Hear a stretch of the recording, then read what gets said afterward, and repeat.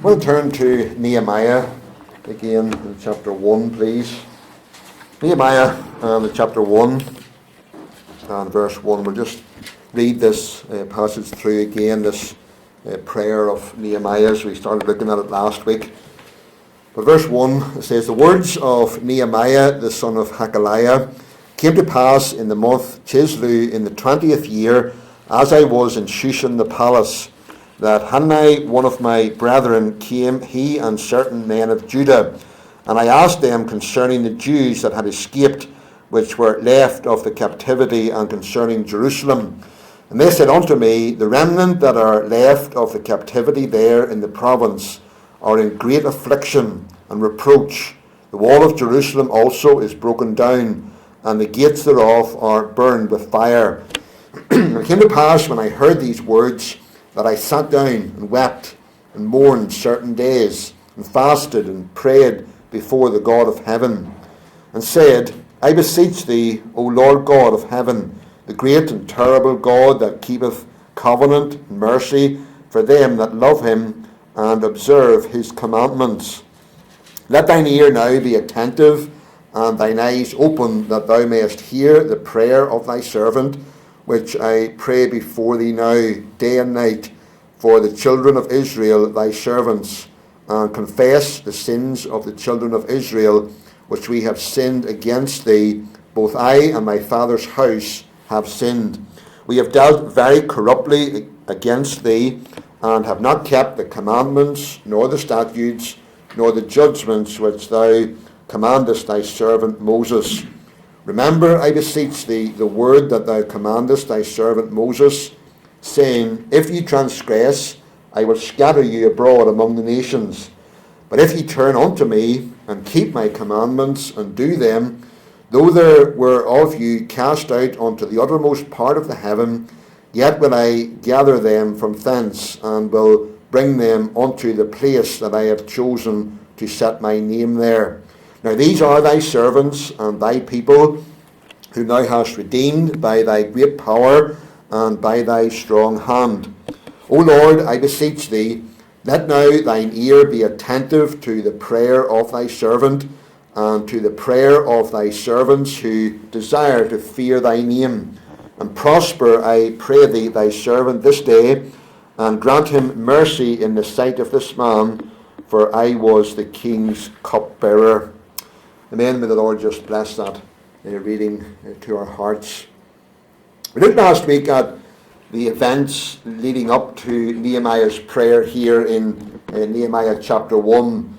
He's deeply burdened and concerned about conditions back in Jerusalem. Remember, Nehemiah's there in Persia in captivity, but he's deeply concerned about conditions back there in Jerusalem.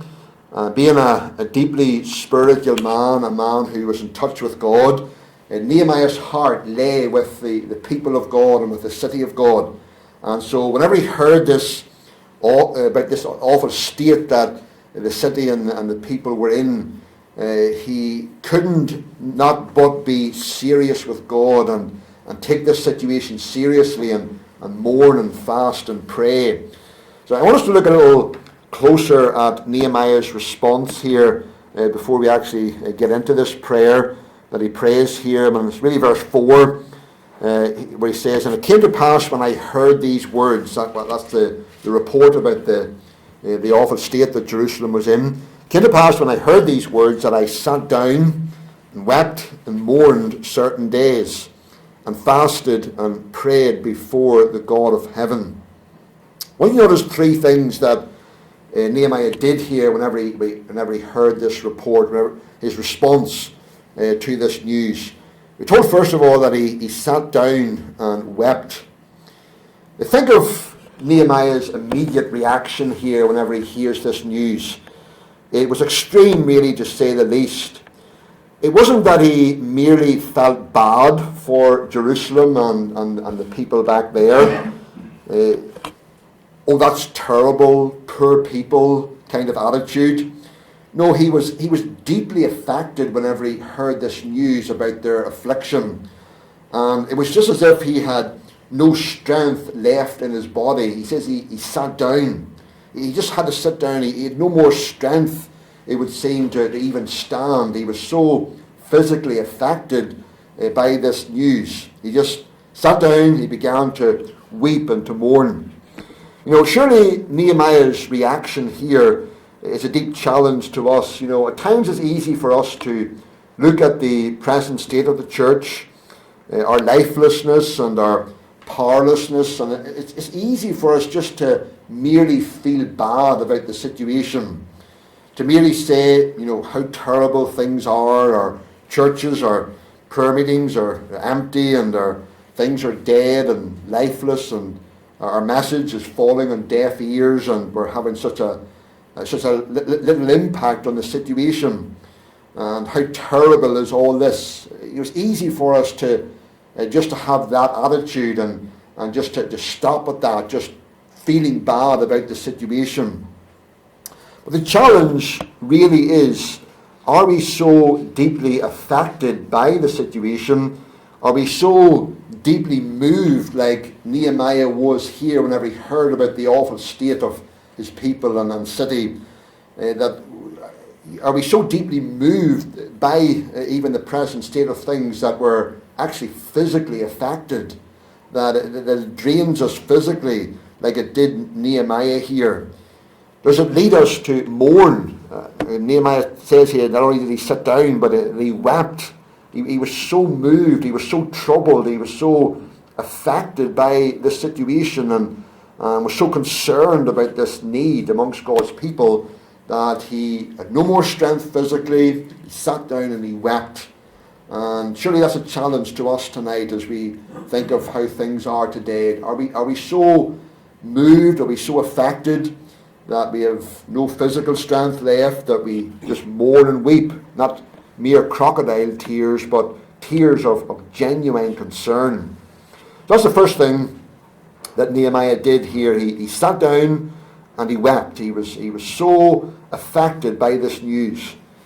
And then the second thing we're told that he did was he mourned for certain days. Mourned for certain days. It's wonderful to see how God was preparing Nehemiah here to do something in this situation. We know from the rest of the story of Nehemiah that he eventually did go back to Jerusalem, and God used him to actually do something about that situation. But it's wonderful to see how God prepared him here, how God worked in his heart to prepare him to do something about the situation. God, before he could use him, he first did something in Nehemiah. He prepared his heart. If you read through your church history, you will find that before God ever does a great work, whether it's in revival or whether it's just a great work amongst his people in a local sense, you'll always find that before God does a great work, he always does a great work in people's hearts, in the hearts of someone or of some people. If you think back to 1859, to the revival here in our own province, and it's amazing to see how God prepared people before that revival came, how God worked in the hearts of people. In 1857, just a couple of years before the revival came, there was a minister up around the Ballymena area by the name of the Reverend J.H. Moore, and he was holding a Bible class, and he encouraged the young men who attended that Bible class to do something more for God. He said, "Could you not gather at least 6 of your careless neighbours and spend 1 hour with them reading and searching the Word of God?" So he was challenging, he was encouraging these young men to do something more for God. And in response, there were 4 men by the names of James McQuilkin, Jeremiah Meneely, Robert Carlyle, and John Wallace. These 4 men, they started a weekly prayer meeting in an old schoolhouse outside Kells there near to Ballymena. They met every Friday night, and right through the long winter, from September 1857 right through the long winter, they met every Friday night for prayer, just the 4 of them. And one writer, commenting on that time, he says, "As they read and meditated upon the Scripture, their hearts began to burn with an unquenchable fire from heaven, which set all Ulster ablaze for God. 2 more men joined their group, and on New Year's Day in 1858 they saw their first conversion as a result of their prayer meeting. By the end of 1858 there were about 50 young men who were gathering together in that prayer meeting. And as from there, the revival spread right across our province here, and as we know, great things were accomplished during that time. But the point is, God began that great work by doing a work in the hearts of some individuals. And that's always God's way. That's what happened here with Nehemiah. God used him to do a great work in seeing the city of Jerusalem, the walls built again, and to see something done amongst God's people there. And yet God began that work by preparing Nehemiah's heart here, doing something in him, giving him a burden whenever he heard about the situation. He was deeply moved, deeply affected, and God began that work in Nehemiah's heart before he ever did any work amongst his people to see them restored. There was a sense in which God saw the need of his people there in heaven. As he looked down upon them, he saw their affliction, he saw the walls of the city broken down, he saw the gates burned with fire, and he saw their great affliction. But the reality was that very little could be done about the situation until the right man saw the need and was really burdened for it. And there is a sense in which God doesn't need any of us. God is almighty, he's sovereign, he's all-powerful, he can work out his purposes without any of us, in one sense. And yet in another sense, God does use us. And God will use us as we are available to him. And that's what we see here in Nehemiah's situation. God had 1,001 ways that he could have delivered his people and restored them. But God used Nehemiah. He used a man, and through him touched others and saw the need met. And it's wonderful to see that and see God doing that in someone's heart. God worked in his heart, did something through him to meet the need of his people. Nehemiah, you see, had to be prepared for the very difficult work of seeing the city of Jerusalem, to see the walls built again and to see that city restored. And this was not a work that could be undertaken lightheartedly. It required someone who was really strong in their faith and in their walk with God. And God found such a man in Nehemiah. There was going to be fierce opposition to the work, as we know from the story. Spiritual opposition. Their enemies were going to come against them, seek to discourage them. But Nehemiah, God prepared him here. Before he ever sent him to undertake that great work, he prepared him here. He got him into a right place with himself, where he was burdened, where he felt the need. And God prepared him to do this great work later on in seeing the city restored. Alan Redpath, a commentator, says, "There is no winning without warfare. There is no opportunity without opposition. There is no victory without vigilance. For whenever the people of God say, 'Let us arise and build,' Satan says, 'Let me rise and oppose.'" This is why I believe we find Nehemiah here mourning for a number of days. God is doing a great work in his heart. He's given him a burden for the situation, given him a great vision for this task that he was calling them to.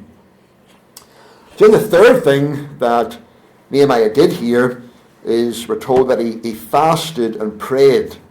He fasted and prayed. We saw that as soon as Nehemiah heard this news about Jerusalem and the state of Jerusalem and the people of God, he was overcome with emotion. He sat down and wept.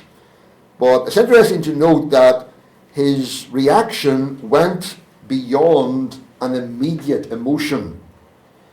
It led him to take this seriously, to give himself to fasting and to prayer. You see, this wasn't just a passing feeling. This was a true burden from the Lord that lasted beyond that initial emotion that he felt whenever he heard this news. And it was a true burden that led him to take serious action, to fast and to pray. You know, sometimes whenever we hear bad news or disturbing news, maybe some tragedy or a sickness or even a death, we're overcome with emotion for a time. We feel the shock of grief and deep emotion. But often, if that situation doesn't directly affect us, then after a time, that initial emotion that we feel, it wears off. It's almost as if we become used to the idea of that situation being like that. And that feeling of shock or grief that we initially experience, it just tends to wear off. Well, that was not Nehemiah's experience here. He had a true burden for the state of God's people and the state of the city, and a burden that we believe and we know that it came from the Lord. The Lord gave him this burden. It wasn't just a passing emotion. It wasn't just an initial shock, feeling grief for the city just when he first heard that news. But rather, it would seem here that his initial emotion, rather than wearing off, it actually intensified. It actually grew greater. It led him here to fast and to pray. And then eventually, we know, asking permission to go and be allowed to go and to do something about the situation. The burden, you see, remained with Nehemiah until the problem was solved. You know, whenever we hear shocking things, the shocking things that are happening around us in these days and even in our nation, abortion clinics that are opening, transgenderism being taught to our young people in our schools, gay rights being pushed, assisted suicide trying to be forced into law, and on the list could go. Whenever we hear these things, and I must confess that I'm just as guilty as anyone here, sometimes when we hear these things, initially we're shocked. We say that's awful, that's terrible. We're moved initially. But the challenge is, do we have a true burden, a true and genuine concern from the Lord for these awful things that are happening? A burden that beyond the initial grief and shock that we experience when we first hear about these things, a genuine burden that remains with us, that it intensifies, and that leads us to serious action, even to fasting and praying like it did Nehemiah here. You know, it's also interesting to note what Nehemiah didn't do here. He didn't complain or moan about the situation. He didn't say, well, I wonder who could fix this problem. No, he immediately set himself to do the only thing that he could do. Because remember, he was away from the situation. He couldn't directly do anything at this point. But he set himself to do the one thing he knew he could do, that was to seek the Lord.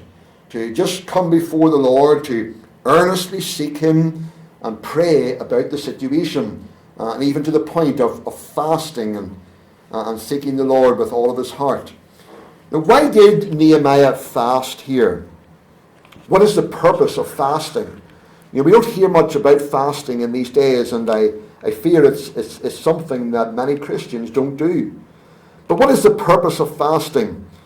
If you look through the scriptures at examples of people of God fasting, you will find that they often turn to fasting as the natural, inevitable response to some grievous or some overwhelming situation. Whenever they faced a situation that was grievous or felt overwhelming to them, that was beyond their power or ability to do anything about, you find that's whenever they turn to the Lord in fasting as well as praying. And this seems to be just Nehemiah's natural response here. He just heard this awful news about the city of Jerusalem and the affliction of God's people, and it just seems like it was a natural response to fast, to deny himself food in his seriousness to seek God about the situation. In such situations, whenever we face these crises or these difficult situations, what does fasting do? Well, one thing fasting does is it helps us to focus our minds and our hearts upon the Lord. That's one of the great benefits of fasting. By fasting, you're denying yourself something that's important to you, something that your body craves for, food. You're denying yourself that. It's as if you're saying, seeking God here, looking to God, bringing this situation before the Lord and seeking His help in it, that's more important to me than my food, which my body naturally craves for. So there's a sense in which fasting helps us to focus our minds upon the Lord, to be serious about our seeking God. Fasting also strengthens our prayers. Ezra 8 and verse 23, it says, "So we fasted and besought our God for this, and He was entreated of us." Fasting strengthens our prayers. Now, it's not that our fasting changes whether or not God is going to answer us. I don't believe that God says, well, you fasted, so I'm going to answer your prayer, and you haven't fasted, so I'm not going to answer your prayer. It's not that God's answer to our prayers is dependent upon whether or not we fast. Our fasting doesn't add any merit to our prayers. It's important that we understand that. The only merit that we have in prayer is the blood of Christ. That's the only grounds on which we can approach God and expect any answer from Him, is the blood of Christ. It's not our fasting, it's not anything that we do that will add any merit to our prayers or cause that God will answer us. But what fasting does is it reinforces our prayers. Arthur Wallace, another commentator, said, "Fasting is calculated to bring a note of urgency and importunity into our praying and to give force to our pleading in the court of heaven." And so that's why I believe Nehemiah was fasting here. He was seeking God in a sense of urgency. He was coming before the Lord, bringing this situation before the Lord, and his fasting was like reinforcing his prayers. It was like giving force to his prayers as he was bringing them before the Lord. Another reason for fasting, and the reason why I believe Nehemiah was fasting here, is that he was fasting to express his grief at the situation. It's a fact that whenever you are overwhelmed by grief to the point of tears, and this often happens, especially when somebody loses someone close to them and they're just overcome with grief and they're just in tears. It's a fact that you lose your appetite. You just don't want to eat, because it's as if the grief has so overcome you that your body just doesn't want food. You have just no desire for food. You just lose that urge to eat. It's almost like the body's appropriate response to grief, to not want food. We just lose our desire to eat. And there's a real challenge to us there, because as we think of the situations around us, the spiritual battle that we're in these days, and the great need to seek God, and the great needs that are all around us, these issues that we're facing in our nation, are we so grieved about these situations as we think about them and as we bring them before the Lord in prayer? Are we so grieved that we lose our desire to eat? It's not that we say, well, I'm going to fast here just because it's something I know I should do, but it's just become a natural thing to us because we're so grieved, we're so filled with grief for these things that we just naturally don't want to eat. We just want to get into the place of prayer. We want to seek the Lord and just forget about our food for a time. That's a challenge to my heart, and trust it's a challenge to all of our hearts tonight. Nehemiah was also fasting here to express his love and worship for God, because that's what fasting does. Luke 2 and verse 37 talks about Anna there. It says that she departed not from the temple, but served God with fasting and prayers night and day. So here was this woman, Anna. We're told that she was a widow for many years, and she was always there in the temple worshipping the Lord, and with fasting and prayers, because this was her way of expressing her love and her worship for the Lord. John Piper says, what we hunger for most, we worship. What we hunger for most, we worship. You look at the world tonight and the things that they're crazy for, the things that they're running after, and them's the things that they hunger for, and them's the things that they worship. Those are the things that they worship. And so by fasting, we are showing that we hunger more for God than we do for our food. That God really is the one whom we worship. Not our food, not our anything else, but God. We're showing that He's the one that we really worship and nothing else. Nehemiah says here, just as we close then, that he prayed, the last statement there in verse 4, and prayed before the God of heaven. Nehemiah had a very clear understanding of whom he fasted and prayed to. It was the God of heaven.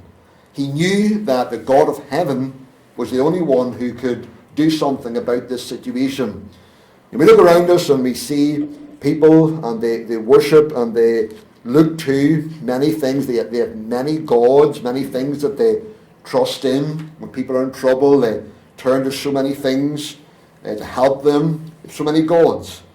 But the truth is that the God of heaven, the one who is above and beyond every other thing that people make their God, the God of heaven, the one who is supreme, the one who is over all, he's the only one who can really help us. Whenever it comes to the crises of life, when it comes to these situations that we need to see resolved and see answers to, God is the only one. The God of heaven is the only one who can really help us. And so again, as we come to prayer tonight, I trust that we might have our focus upon the one who is the supreme one, the one who is the God of heaven. And as we bring our needs, whatever they might be tonight, great or small, that we might realize that he is the only one who can help us, the one who is in heaven.